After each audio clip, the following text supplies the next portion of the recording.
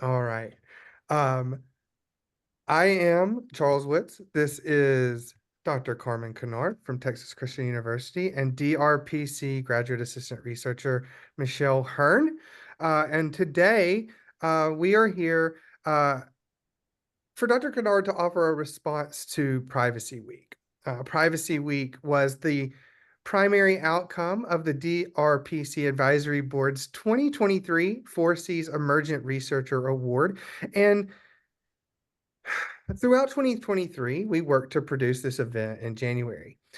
We coordinated and organized 18 scholars across 14 institutions to be a part of Privacy Week, including Michelle and Carmen. In our Four Cs Emergent Researcher Award grant proposal, which was titled Teaching and Learning About Privacy and Surveillance, Creating Coalitions Through the Digital Rhetorical Privacy Collective, we noted that as issues concerning digital privacy and surveillance become increasingly commonplace, the DRP Collective examines how building an intersectional coalitional resource enables us to disrupt the structure surveilling bodies based on race, class, gender, sexuality, disability, etc. Today, we want to give Dr. Carmen Kynard, who is a professor, like I mentioned, at Texas Christian University, an opportunity to respond to DRPC Privacy Week. And this response is going to be conducted by DRPC graduate assistant researcher Michelle Hearn. So I'll turn it over to you, Michelle. Hello, Dr. Kynard. I am so excited to get to interview you. And so I just wanted to start off with a couple of questions for you in response to Privacy Week. And so I'm going to start with question number one. DRPC Privacy Week was a week-long interinstitutional event featuring 18 scholars from 14 different institutions. Our panel discussions, interactive workshops, and keynote presentation reached hundreds of scholars and community members. In your opinion, why is there an interest amongst folks about learning about what ethical digital privacy looks like, especially with the long history of unethical digital surveillance in America? So thank you for that question. And I'll just start by just thanking the DRP Collective for everything that it has done, for the way it organized itself for Privacy Week, and also for the collective's visibility and presence in 4Cs and in the Emerging Researcher Award and what research is, and all of these kind of examples. So I wanted to start answering this, thinking about this question by just kind of, not that y'all need it, not that you and Charles need this, but I wanted to just kind of go back and run down the events y'all organize as a lens into what rhetoric scholars are doing right now around digital privacy and surveillance. So Dr. Chin Chin's virtual panel teaching about privacy in the age of generative AI at Utah State University. Dr. Noah Wassan's Beyond the Panopticon. I don't know if I'm saying Wassan right. If I'm not Noah, I'm so sorry. But Dr. Wassan, it's this showcase of student work from Dr. Wassan's surveillance and social media writing course at SUNY Binghamton University. And I'm reading, I will say I'm reading this because I couldn't memorize all. I just can't memorize much of anything anymore these days. But anyway, author, also Dr. Gavin Johnson's conversation, privacy, IP, LGBTQIA plus communities, and the future of free inquiry on college campuses at Texas A&M Commerce Library Workshop Series. Dr. Morgan Banville's hybrid events, Surveillance on the Sea, that was in conjunction with Massachusetts Maritime Academy and UMass Dartmouth. And, list is not over yet. Dr. Cecilia Shelton's collaboration with University of Maryland College Park's language, writing, and rhetoric series on reproduction and medical technology in the age of crisis, and that focus on reproductive technologies on and for Black birthing people. And of course, the wonderful keynote session, Amplifying Privacy Surveillance Rhetorics with Dr. Christina Sadeo, Dr. Maria Novotny, and Dr. Sarah Young. I think that I just had to shout that out and say that, because just that range and the way that you did this work digitally and hybrid and in communities and in classrooms, and the things that you interrogated show what's possible. And it also, and I appreciate this question of, why are we so amped up? Why are we so amped up here? I think that's an excellent question. And I also think that our discipline has a unique contribution. Now, granted, I'm biased, but I also think I'm right. But I do think we have some unique contributions. And I did make some notes just so I wouldn't forget. But I think that we are the material consequences around surveillance and digital cultures and digital privacy. Are things that I think we have a very critical understanding of the material consequences. And I really want to stress the material, and particularly in three kinds of ways. And I thought of three kinds of ways. I did sort of make a note to myself. And first has to do with, we're always interested in the circulation of ideas and communications and the routes that circulation takes and stratified access alongside existing social hierarchies. So these are the kinds of things. I won't say that as a field that's, we do that everybody's doing that, but everybody should be. And the people that matter, that's what they're doing. Also the kinds of things around, digital coding right now, but information processing and coding and everything behind the screen all the time. And also, our interest in and our exploration always, that these are never neutral skills.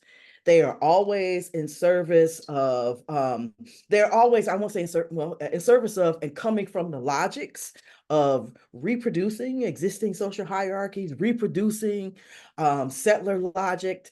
And then the third thing, besides the sort of, these kinds of circulation routes and stratified access, and then the second being the kind of coding and digital coding now, but I mean coding writ large. But and then the third has to do with our interest in communities and classrooms that interrupt and intervene everything. And experiencing those spaces as a place of intervention and interruption, allowing them to be that, and allowing them to be that, but that means also deep work and deep questioning us to whether or not they are interruptive and interventionist. So those are what I see. I also again, my bias. I also think that our interest in the material opens up work that is very different from what the academic regime of scholarship and research is, in the sense of critique, not just for critique's sake. The sort of thinking back to 1987 Barbara Christian and the Race for Theory, and people who just pontificate theoretically, as that's going to change the world. No, it's not. That's actually the American university is not necessarily in contention with that. So, highbrow theorizing that reaches no one is okay. Also a kind of an aversion to data collection and that can be exploitative, not make a difference. I think we also are central in those kind of conversations. I think also in terms of thinking of classrooms and communities and learning as something as spaces where we make things and we do things. We don't just lecture in that white Socratic model, which I think is still the norm particularly for university teaching. So I think those two kind of things come together around digital rhetorics of surveillance, and privacy, in ways that are just very exciting right now, exciting things to do, scary, but also important. Thank you so much for that answer. And what really resonated with me was like deep questioning, and then critique just for the sake of critiquing without providing creation and giving the space for creating. And, me being in the in the middle school section and in public school, we always teach our students to create. And sometimes when they go to that higher education, that creativity gets stifled a little bit. And so allowing them the opportunity to continue that creation that we pour into them, and teaching them deep questioning and the exploiting of data. I think that definitely resonated with me. And there are communities that are impacted more, and I 100% agree with you. And I could say that I'm a little bit biased too, especially being a public educator, and those things really resonated me. So thank you for that. And we're going to go to question number 2. Okay. We think it's important to consider how scholars might take up ideas about privacy and surveillance as rhetorical, which we know are from Privacy Week, and imagine new projects, collaborations, and research trajectories. What trajectories do you imagine for scholars studying privacy and surveillance in rhetoric and composition following Privacy Week? I think as I was also reading I've also started reading many of the scholars' work in the DRP collective, also just wonderful thinking and pushing us there. And one of the things that I'm sort of sitting with now is our kind of future trajectories are going to have to, we're going to have, many of us, some more than others, are going to have to do some work where we break up some of our romantic conceptions and romantic relationships with institutions. And so that kind of breaking that up is just going to allow some different kinds of conversations. And I kept trying to think of a good example for myself, because I think that that's incredibly difficult because even like when we talk about the dangers of big data, but data collection in the American university has always been exploitative. It has always been racist. It has always been a colonizing mission. So this is not new. And like to think of this as big data as the only dangerous data is a kind of relationship with the American Academy that is not real, and that many of us haven't had. So one of the ways, but again, this is very difficult. It's very difficult also, I think, to do with students. So I was trying to think of an example of what I was thinking with an example in my own life, not necessarily what I was thinking, but an example of my own life. And it took me back to 2013. So that's a ways back. It doesn't feel like that long ago, but that was a It track. doesn't feel like that long ago. I'm like, what? But yeah, that was a minute. So in 2013, I moved. I started teaching comp in the City University of New York, and in 2013, I returned to CUNY, to the City University of New York, to teach in Rec Comp. And it was a particular standout moment because 2013 that was the summer Zimmerman was acquitted for the murder of Trayvon Martin. That was, the first iteration of the hashtag Black Lives Matter. So I knew going into that fall that this was an exciting time, just incredibly exciting, also difficult. And, this was going to be some conversations that were maybe different than ones in classrooms before. Because on the one hand, you had this amazing moment to bring in this community activism and Black and brown youth language, understanding, aesthetics, culture, all of this in a way that will disrupt the white requirement of white schooling and white language. That was clear.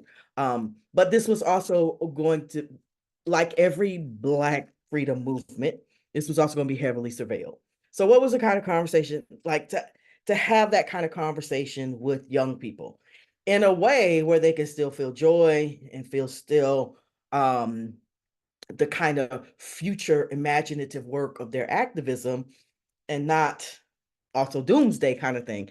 So then I remember those first 2 years. For 2 years, I had this unit that I call When Keeping It Real Goes Wrong. And I based it on, at that time, the Dave Chappelle show that was from his Chappelle show. And that was back when he was funny and not this kind of comedy stuff he's doing now, where, this misogynoirist, transphobic, and homophobic, and, incredibly ableist work that he's trying to pass off as comedy now. So I called it When Keeping It Real Goes Wrong. And I was not trying to be like this old person wagging my finger at students, but I wanted to talk about some kind of real dangers around the digital, social media, this kind of stuff. And so what I did was, and this was very easy to do, I just collected these examples of college students getting in trouble legally and lawsuits related to college students around something digital, something social media related in college. And so I always remember one in particular that shook students up, and that was a hard conversation to have. And I don't remember, well, I don't won't say the name of the student and of the lawsuit because it was a long time ago for that particular person. But there was one, and it was a young man who was expelled from college because he went on Facebook and was making threats against his ex-girlfriend and calling her all out her name. And apparently, him and his ex-girlfriend cheated on him and then had the nerve to be walking around all on campus, hold hands with her new boo, right? And so he went in on Facebook. And pretty much, he dropped that Facebook that night, and before the sun rose, the university came down on him. So that was the first piece of this. And the students were really shocked. And then so I had this question, and this was a young white man, and the school that I was in was predominantly Black and brown, and I was like, what you think will happen to y'all, Black and brown? And again, that's a hard conversation to have because it's like you don't want these young people of color, to think they're just forever doomed to their color. So that was the first.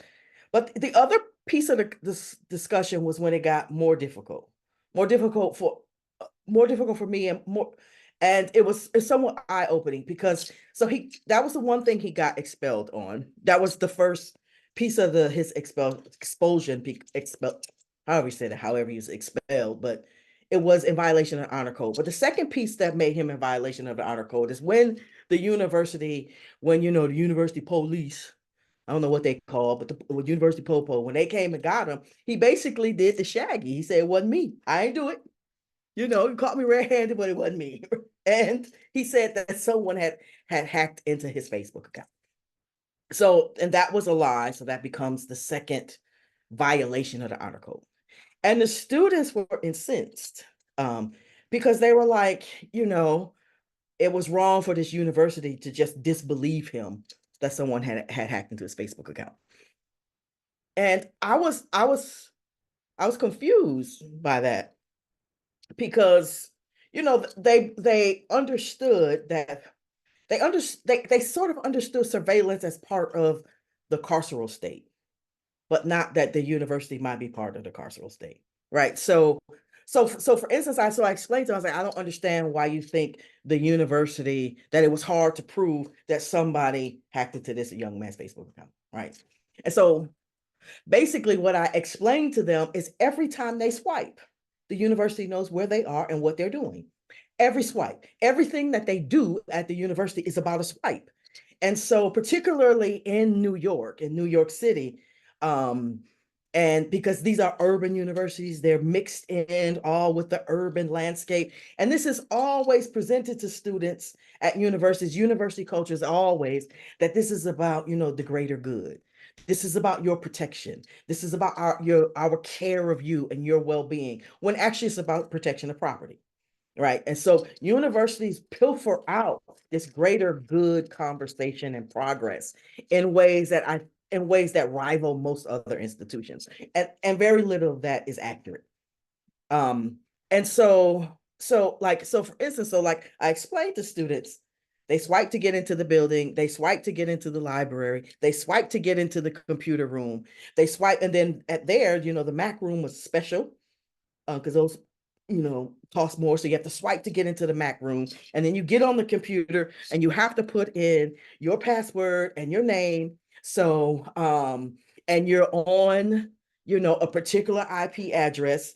And so everything, your body movements and everything that you visited digitally, the university has access to, and it won't take them any time to figure that out.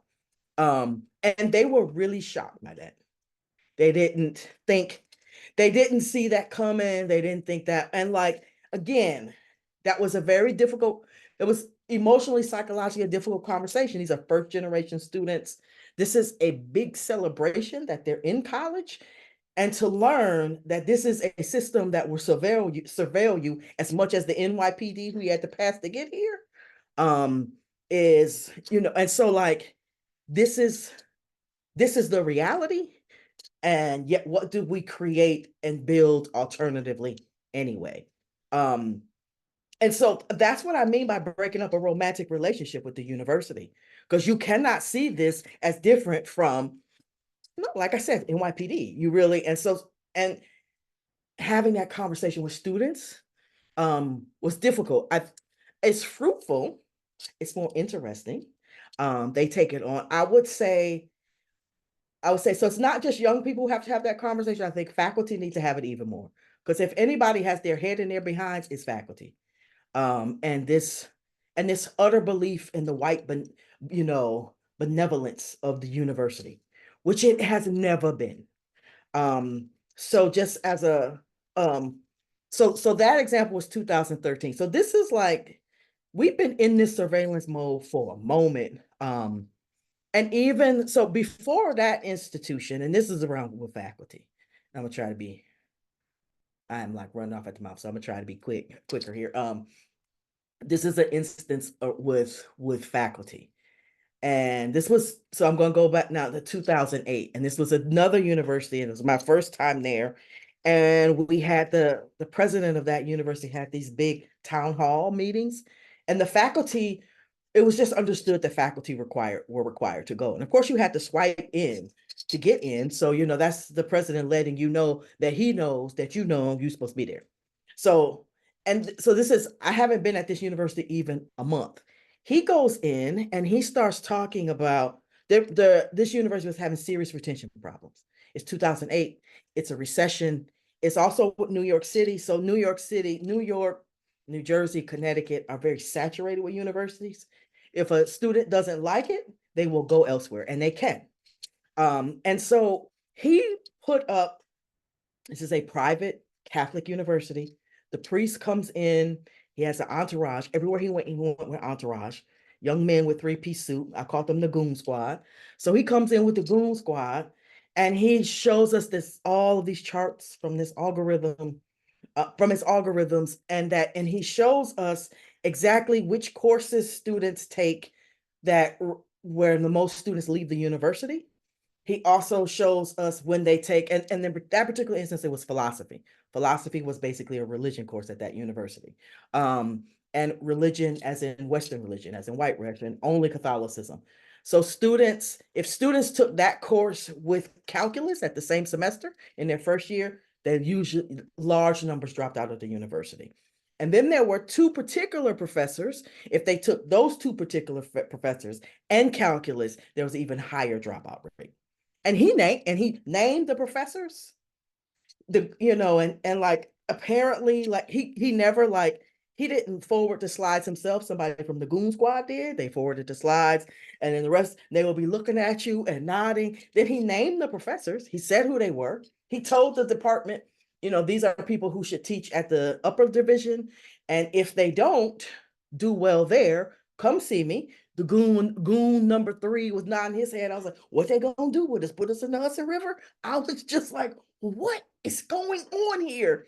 I had never seen, I will say that, and again, this is presented as this is about retention. This is about bettering our college and doing better for students.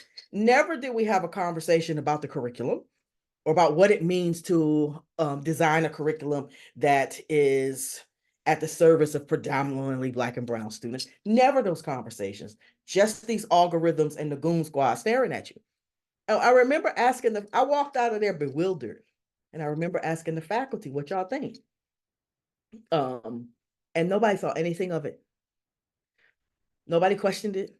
Some of these folks are digital scholars. There's moments like this across every university. And the digital scholars ain't saying nothing either. And some of the Rec Comp scholars, they say, I'm like, we know better than this. And again, it's just this belief and this peddling this idea that we are about the goodness of teaching and the goodness of our students, when that retention was about these students in New York City as consumerists and keeping their tuition dollars, and never questioning that. So this is what I mean by breaking up our romantic relationships with the university in particular, but all institutions. And I 100% agree with you. First of all, I want to say thank you for having that conversation with those students about Trayvon Martin and about their data. And, it's very difficult when you are a minority and you are a first generation college student, because a lot of the times parents at home don't have credit cards. They don't have, it's cash, and they're just scraping it together to send their children to school and college and want to send them to an institution that they feel like is going to protect their children and give them a better life. And you still have to be aware. And you're right, we romanticize education, we romanticize colleges and universities. And sometimes you still have to be aware of your data and how it's being used. And I think that, again, thank you for having that conversation, and thank you for talking to staff members about that, because that's not always a conversation that happens at home when you're a minority and you're a first generation college student, because your parents don't know. So somebody has to tell you so that you can continue to spread that information and stay safe. Okay, so for our next question, the last question, I want to say thank you again for agreeing to talk to us today. And so we just wanted to give you some more space to respond to DRPC Privacy Week without any direction, and any of your final comments that you have for us. I would just say I won't go. We're at time here, so I won't go into too much. I would just sort of reiterate that as we think about privacy and surveillance, that we root these in abolition frameworks, in decolonial refusal, and really think about that, because even in surveillance is not new. And these kinds of surveillance techniques have been worked out. They've digitized, but they have been worked out for hundreds of years. They've been worked out inside of the logics of slavery, inside of the logics of settler occupation. And so rooting it in that has to happen so that the solutions are communicating with that, not just sort of, because I don't mean just like historical events. I mean that these are the logics that all of that these things are particularly rooted in. So I would make a call for that, and particularly this moment and the way this kind of backlash that we're in, this what I see as a backlash again to the kind of Black freedom movements like I talked about with it, that you saw happening in 2013, and root these in settler occupation and in enslavement, and what these kinds of logics created. And I'm thinking, even like as an example, I'm thinking of Dr. Novotny and Dr. Cecilia Shelton, and what they were talking about with birthing bodies and reproductive technologies and surveillance there. It is not a coincidence that Black birthing bodies are surveilled in the ways that they are, because this is literally how reproductive technology in the United States was born. So it's just a reiteration, a remix, if you will, of, really kind of slave experimentation. And so uh, that makes us hold people and institutions accountable in different ways, and it forces us to find solutions in different ways. So I will not run off at the mouth too much and leave it at that. Thank you so much. Again, I really appreciate that. And whenever you said slave experimentation, it immediately took me to the Tuskegee experiment. And, that was surveillance then, and it's still happening to this day. So thank you so much for highlighting that and bringing that back to the forefront, because it has to stay in people's minds. You have to keep remembering there's a reason why we study history, and it's Black History Month. And there is a reason that we need to study that, because it hasn't stopped. It's just in a different formation. Thank you so much for your questions and for having me here, for everything that y'all have done with Privacy Week. It's been wonderful. Thank you so much. Thank you, Dr. Kynard. Thank you, Michelle.